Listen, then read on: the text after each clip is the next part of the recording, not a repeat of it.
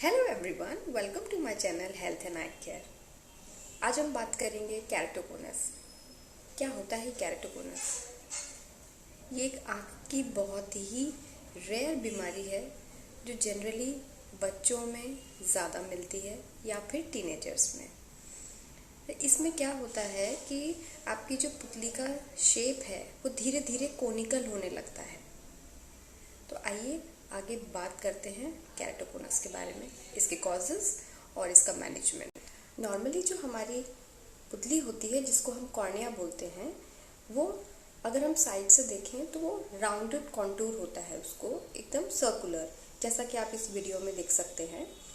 अगर वो धीरे धीरे किसी भी वजह से कोनिकल होने लगे, जैसा उसका नाम सजेस्ट हो रहा है, kerato means cornea and conus mean cone जैसी शेप हो जाना, तो इसकी वजह से क्या होता है, कॉर्निया का कोनिकल शेप हो जाता है धीरे धीरे। इसीलिए इसका टर्म या नाम पड़ा केराटोकोनस।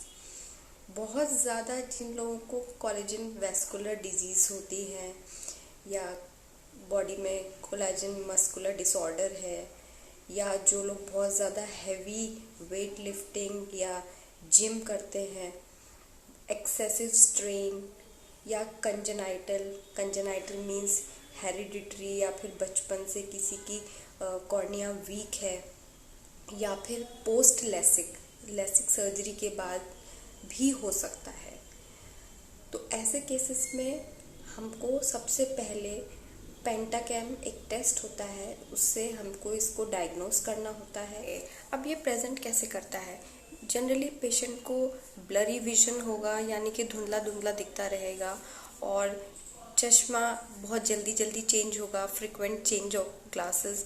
चश्मा पहनने के बाद भी क्लैरिटी ऑफ विजन नहीं होता है पेशेंट को।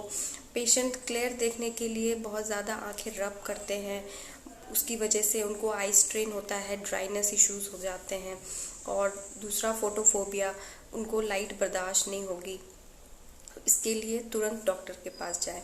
अगर डॉक्टर के पास जाते हैं तो वो आपका चश्मे का नंबर चेक करेंगे। चश्मे के नंबर में 2 तरह के पावर होते हैं, spherical, cylindrical.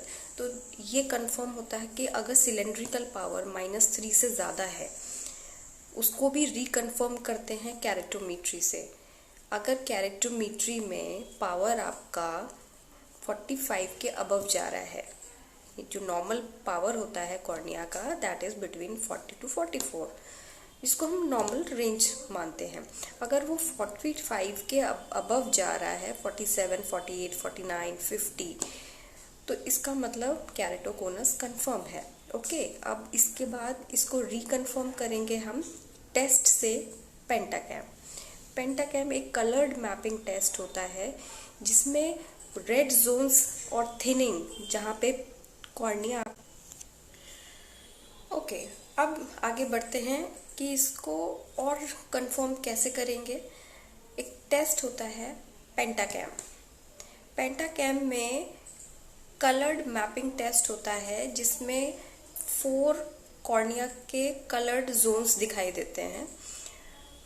Red coloured zone जितना ज़्यादा थिन्ड आउट होता है कॉर्निया, वो शो करता है। तो उसके कुछ पैटर्न होते हैं केराटोकोनस के, जो मैं आगे वीडियो में फोटोग्राफ्स के फॉर्म में शो करूँगी। तो उससे कंफर्म हो जाता है कि पेशेंट को केराटोकोनस है। अब इसका ट्रीटमेंट क्या है? तो पहली बात तो केराटोकोनस अगर किसी को है, तो अगर आप वेट लिफ्टिंग करते हैं या फिर कोई भी स्ट्रेनस काम करते हैं, या फिर आपको कॉन्स्टिपेशन है, या फिर आप लेसिक का सोच रहे हैं, तो वो तो बिल्कुल नहीं करना है। दूसरा, डॉक्टर आपको एडवाइस करेंगे हार्ड कॉन्टैक्ट लेंसेज पहनने के लिए, जिससे कॉर्निया का रीशेपिंग हो जाता है। और अगर वो नहीं अवेलेबल है तो एक प्रोसीजर होता है C3R। ओके, नेक्स्ट ट्रीटमेंट है C3R प्रोसीजर। अब C3R प्रोसीजर में क्या होता है कि पेशेंट को OT के अंदर 1 घंटे के लिए लिटाया जाता है, और उसकी आई के अंदर राइबोफ्लेविन सोल्यूशन कंटिन्यूसली 1 घंटे तक आँख में डालते हैं, और आई को UV लाइट, अल्ट्रावायलेट लाइट से एक्सपोज करते हैं। अब इस फिनोमिना में होता क्या है कि जब हम राइबोफ्लेविन डाई को यूवी लाइट से एक्सपोज करते हैं तो कॉर्निया के जो कोलेजन फाइबर्स होते हैं, जो लूज हो चुके होते हैं, वो धीरे धीरे स्ट्रेंथ हो जाते हैं। जो फाइब्रिल्स डैमेज हो जाते हैं, जिसकी वजह से कॉर्निया थिन्ड आउट हुआ है, वो धीरे धीरे टाइटन होने लगते हैं, तो कॉर्निया का शेप मेंटेन हो जाता है। तो ये ओटी प्रोसीजर है, सर्जिकल नहीं है, सिर्फ एक प्रोसीजर है। तो इसमें भी कई बार नोटिस किया है कि पेशेंट का कॉर्निया स्ट्रेंथन हो जाता है और कोनिकल शेप काफ़ी रिड्यूस हो जाता है।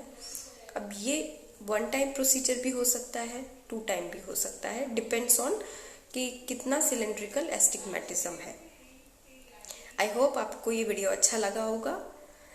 आई और हेल्थ से रिलेटेड कोई भी जानकारी जानने के लिए health and eye care channel को सब्सक्राइब करें। Thank you.